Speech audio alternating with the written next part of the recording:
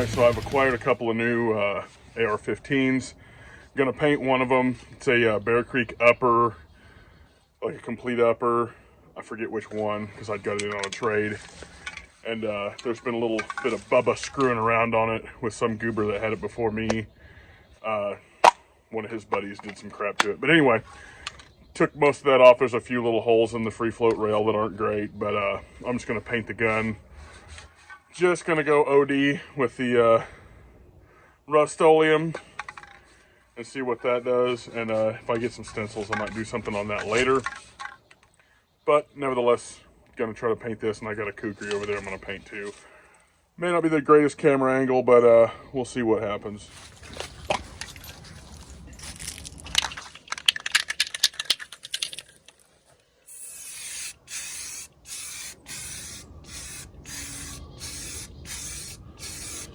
I don't even think I'm gonna try to go super thick on this coating. I just want a light dusting to take it from black to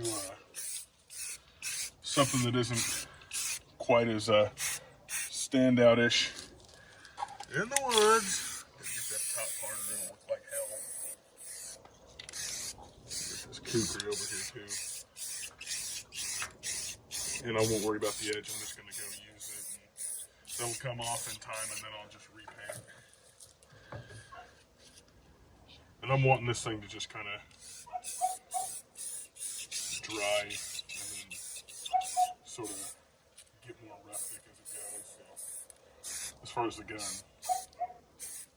my dog's barking in the house. So. Do excuse the stupidity of my dog. It's gonna not be perfect anyway.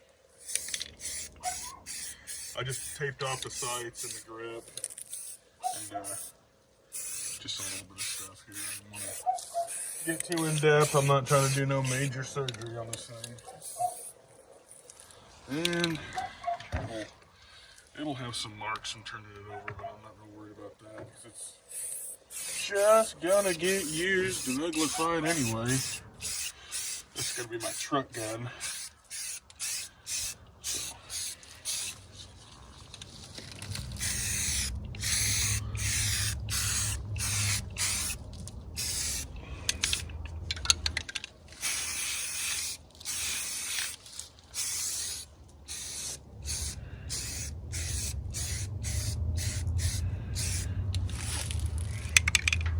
I think this thing will sort of look like a toy to somebody. I'm gonna try to stay away from getting anything up in the mag well. I didn't really tape that off too awful much, but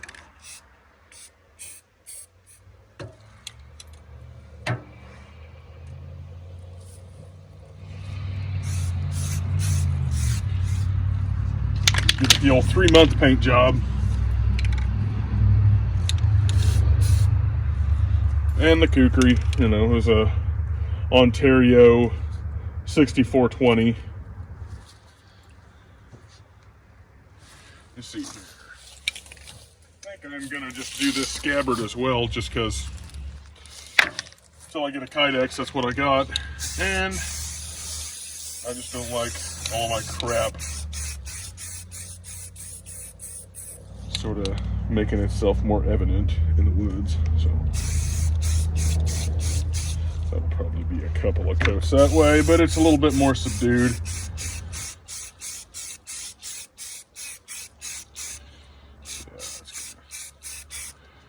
That'll be a 2-coat for sure.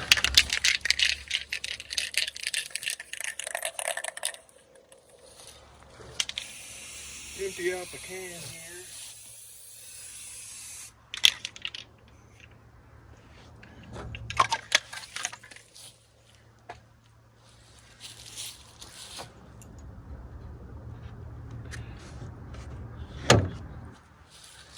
Maybe a touch more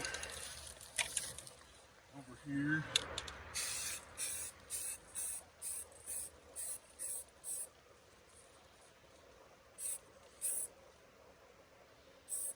All right, that'll have to do.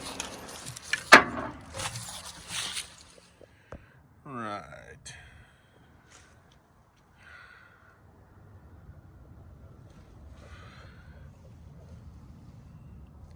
The other gun I got was a Palmetto State Freedom Rifle. And it's got some aftermarket OD green Hogue grip and buttstock, and then it's got a OD Magpul fore-end on it. But I figured this will be my abusing truck gun here, and the others all, not that I'm not going to be using those, but this is the one that I'm going to really just kind of try to put through the ringer. Try to take the classes if I can ever get up some money to go to classes.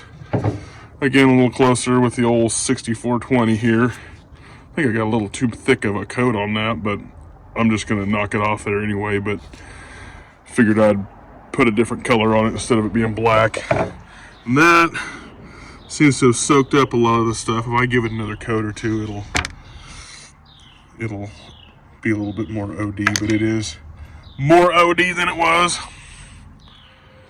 So that's the first AR I've ever painted, so we'll see how that turns out here in a bit, and I'll show it, you know, with all the tape pulled off and everything. But probably not going to be anything special, but at least it's not all black anymore. So we will cut to the finished product here. Alright, so here it is. Mostly cured at this point. Still got to demask the trigger there.